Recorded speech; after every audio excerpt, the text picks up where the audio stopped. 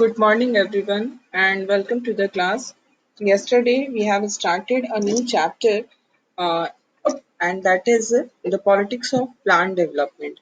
Under this chapter, we have studied about the idea of development, and we came to know that development is not something which is which has the same meaning for all the people, for all the different sections of people, for all the different groups of people.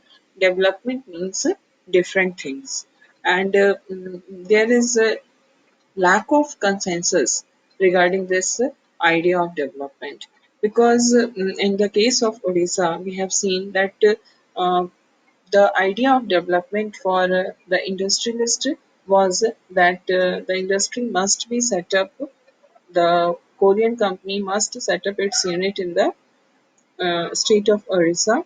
Then for the tribals, the idea of development was that they uh, should not be displaced. Displacement should not take place, and their livelihood should not be snatched from them.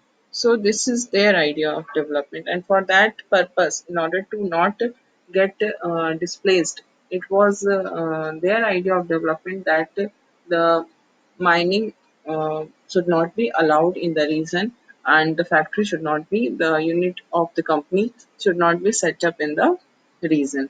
So there is environmentalist also, and according to these environmentalists, what is the idea of development? That there should not be any kind of activity which cause environmental degradation, like deforestation should not be there, or mining activity also degrades the quality of the soil.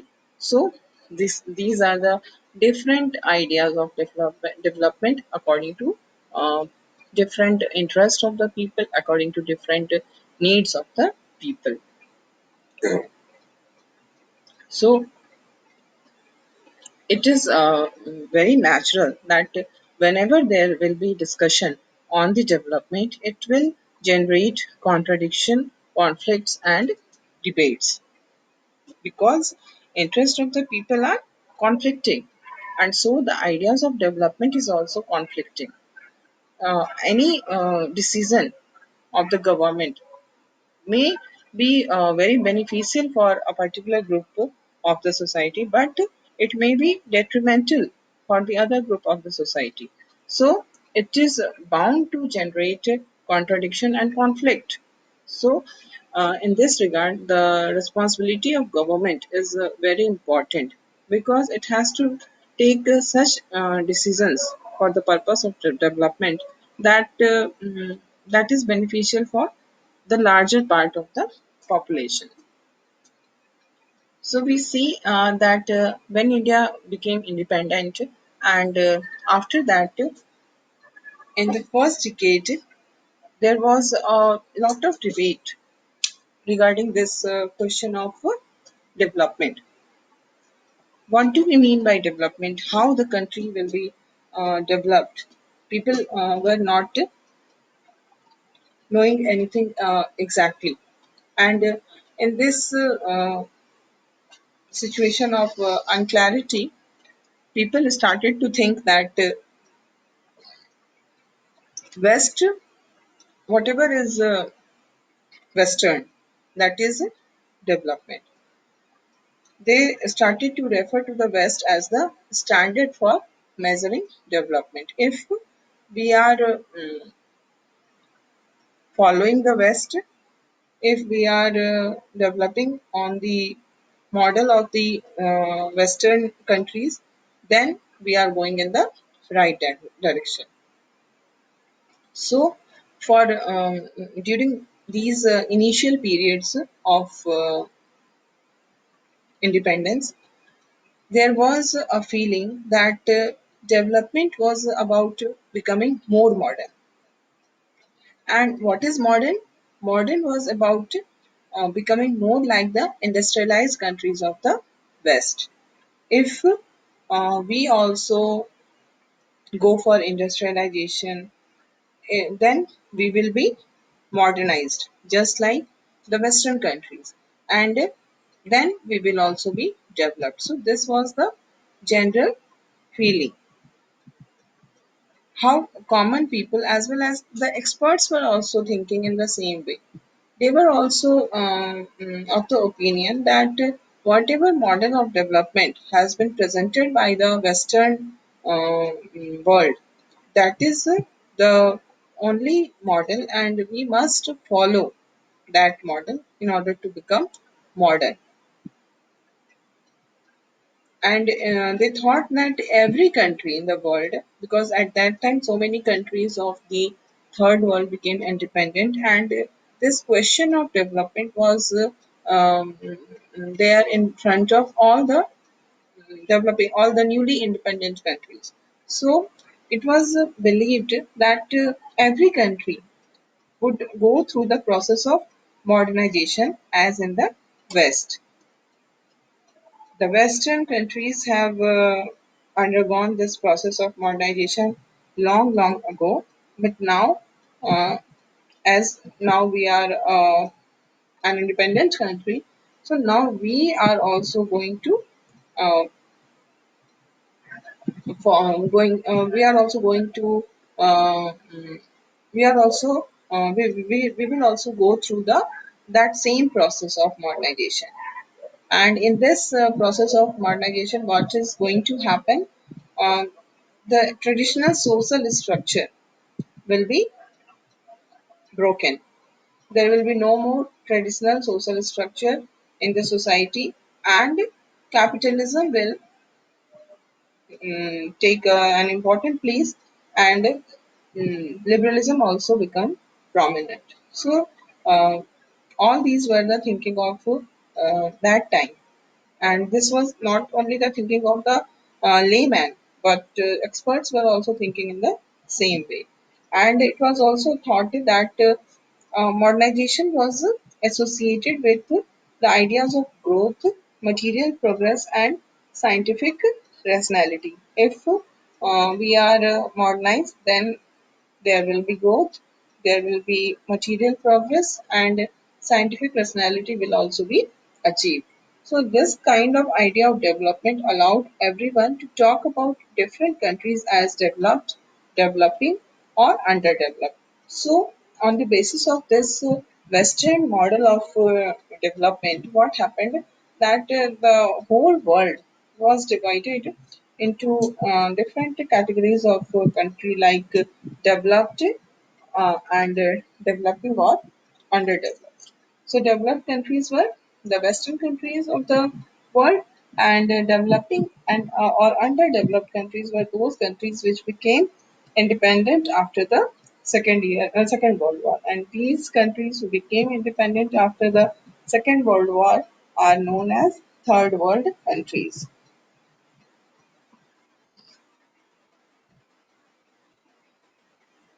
On the eve of independence, India had before it two models of modern development.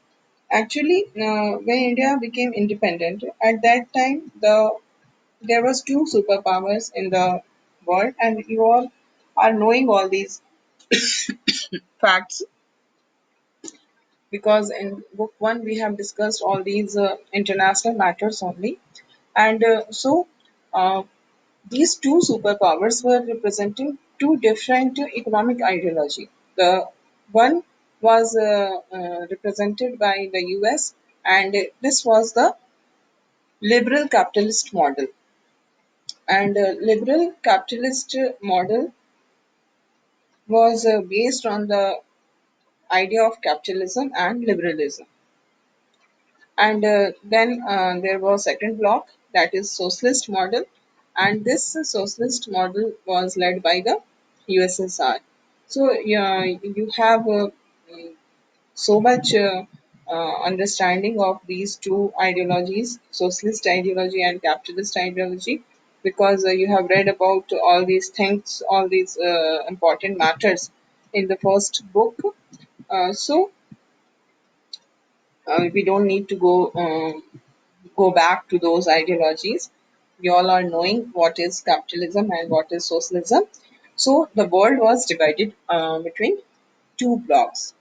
Okay, and that was the starting of the Cold War. So in front of India, when India became independent, in front of India, it has two options: either to join the either to adopt the Western model of development or to adopt the Soviet model of development. In India, what happened that there were many leaders who were deeply impressed by the Soviet model of development. Okay, they have an inclination towards Soviet model of development. They wanted to adopt the Soviet model of development. Why? Because Soviet model of development was based on the welfare of the poor people. It was based on the idea that the whole economy should be controlled by the government. There should not be any kind of private control of the economy, because whenever private control is allowed on the economy, then these private individuals will work only for their profit, and the welfare of the poor section of the society will be undermined under the capitalist system. So in socialist there is complete control of the economy by the government, by the state. So in our country also we have so many leaders who were lighting who were impressed by the Soviet model of development. And in these leaders, the prominent place was of a Communist Party, the leaders who belong to Communist Party of India. But besides these communist leaders, there were also leaders who belonged to Socialist Party who were the supporter of the Soviet model of development. Not only this, the then Prime Minister, Mr. Pandit Jawaharlal Nehru, was also very much uh, impressed by this socialist model of development. And the supporters of American style of capitalist development were very few. In the previous chapter, I have told you that the leaders of Swatantra Party were in favor of adopting the capitalist economy in India at that time. So their number was very less. Very few people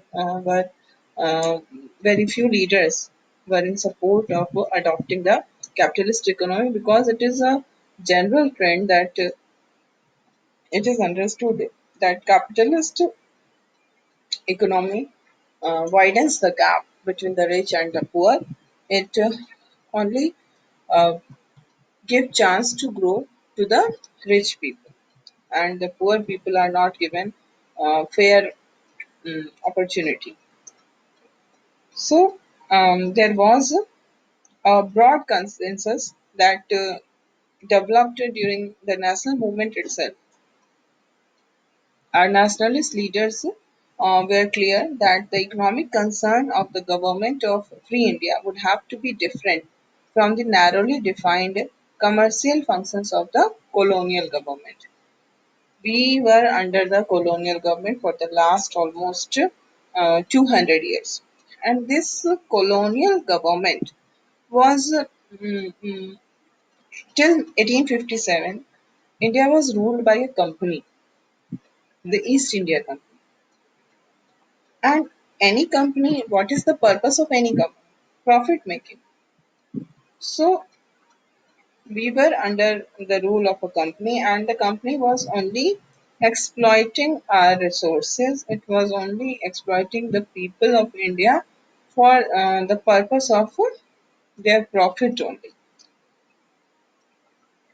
So even after 1857, when India became under the direct rule of the crown, still there was exploitation of Indians, and the resources of India were used by the British government for their own profit. So now, during the national movement, it was the view of the nationalist leaders that the government which will be formed after independent after India becomes independent will based on the will be based on the concept of welfare state.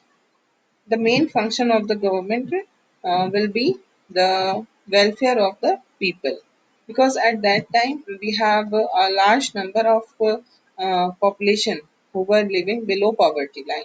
So the most important function of the government, it was expected that the government will function for the alleviation of the poverty, and the other important functions which was expected from the government was the social and economic redistribution, because in our country the resources were distributed in a very unequal manner.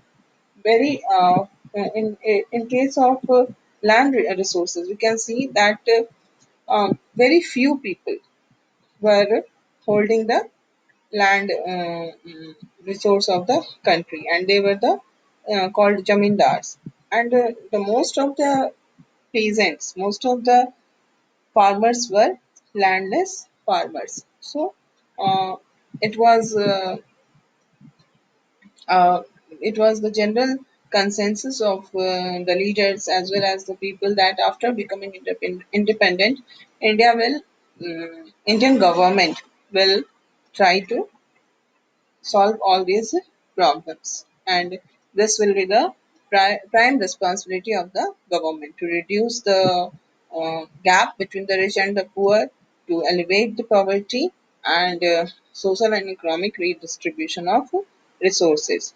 So there were debates among them. For some, industrialization seemed to be preferred path. For others, the development of agriculture and, in particular, elevation of rural poverty was the priority. So, it was decided that the government will function for the elevation of the poverty, government will function for the redistribution of resources, government will function for narrowing the gap between the rich and the poor. But there were debates regarding some matters. For the purpose of, in order to gain economic development, what should be the focus? The focus should be on industries, or the focus should be on the development of agriculture and alleviation of rural poverty. So, some people were thinking that the government should focus on industries only, because the growth of industry will pave the way for growth in other aspects of life also.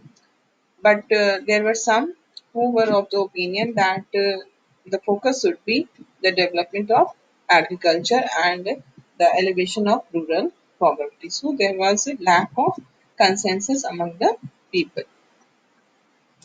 Now we will see how India adopted the planned economy, the concept of planned economy, how it was practically implemented in India. Despite the various differences, there was a consensus on one point, that development could not be left to private actors, that there was the need for the government to develop a design or plan for development. So there was differences. There was differences regarding what should be the focus, industry or agriculture.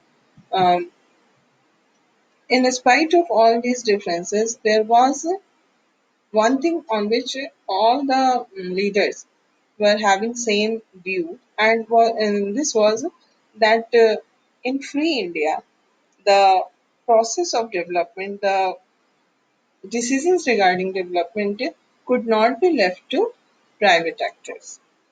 There must be some role must be given to the state regarding the economic activity. And for this, it was considered that the government will develop a design or plan for development, how to achieve the aim of economic development. In order to achieve the aim of economic development, the government will plan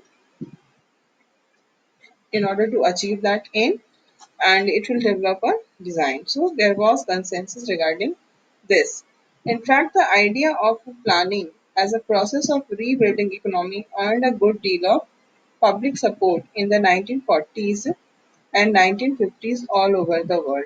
So it's not that only India was thinking that we should adopt a planned development. We should plan the development of economy. We should adopt the planned economy. It was not the uh, view of India only, because between the period of First World War and Second World War, what happened in the year 1929? The world, the whole world, the countries of the whole world witnessed worldwide economic depression, and because of this depression, the economic condition of the countries became very bad, and people lost their purchasing power, and the economy went into recession. But during this period of economic recession, what the world witnessed, that USSR, the economy of USSR was growing at a stable rate. There was not at all, and there was not at all any problem in the Soviet economy. So the whole world was highly impressed by this achievement of the Soviet economy, and there were many who started appreciating this planned economy of Soviet Union, because when the whole world was facing uh, such a big economic crisis, when the whole world was under recession, the USSR was showing spectacular economic growth. So why this economic growth was there in the Soviet Union? Because Soviet Union has adopted planned economy. There was complete control of the state on the economy. So because of these features, Soviet Union was able to able to achieve very impressive economic growth. So it's not that suddenly the government of India started thinking about the planning commission. It was there even during the national movement. There was inclination towards adopting the planned economy. So behind this, there is an interesting story which we must know. Commonly, what happens that we assume that the private investors, the private industrialists, okay, and big business entrepreneurs are not they are not supportive of the idea of planning. They want free economy. It is a general conception. We think in that direction that whoever is a big businessman or big industrialist or private investors, they want free economy, because in a economy which is free, there will be least interference from the state.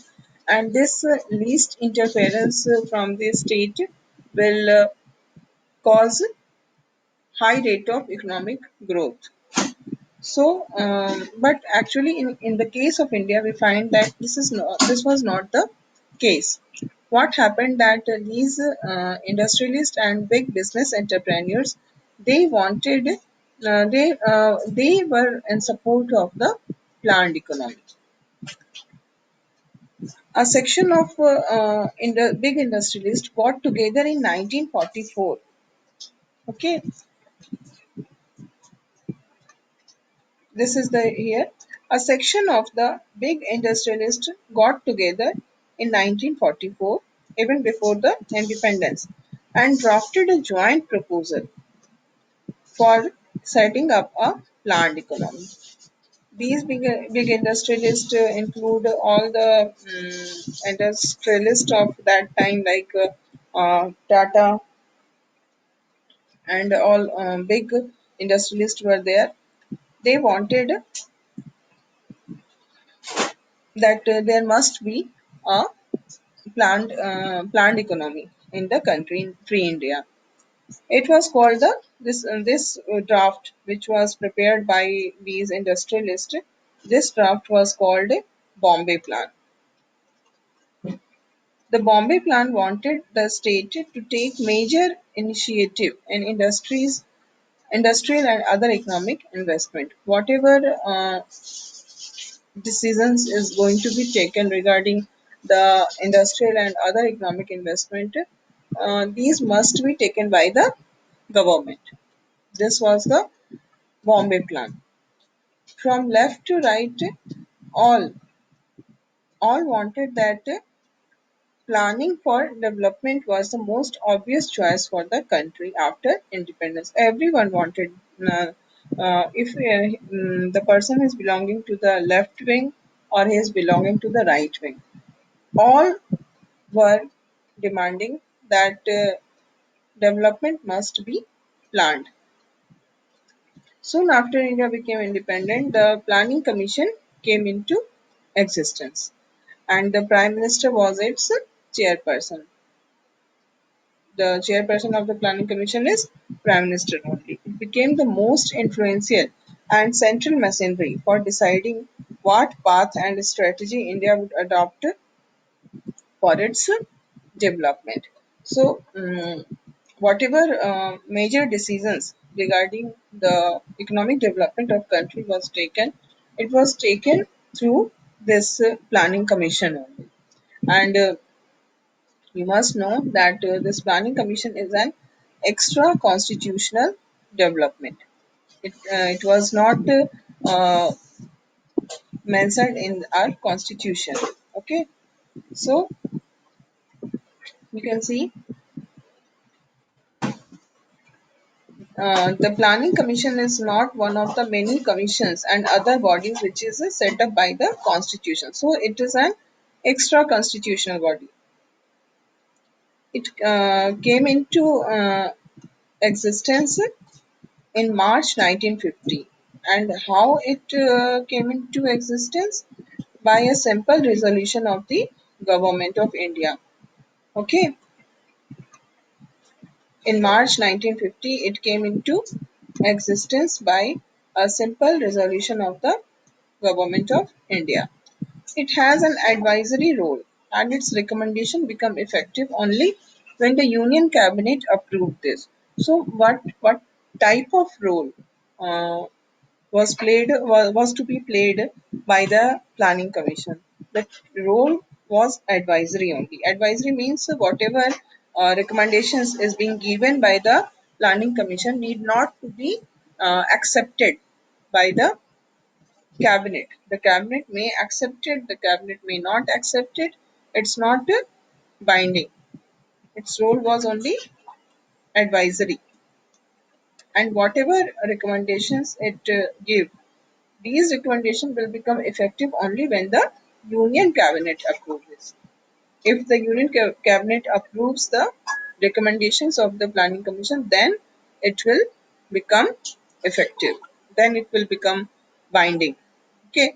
The resolution which set up the commission defined the scope of its work in the following terms. The Constitution of India has guaranteed certain fundamental rights to the citizens of India and enunciated certain directive principles of state policy.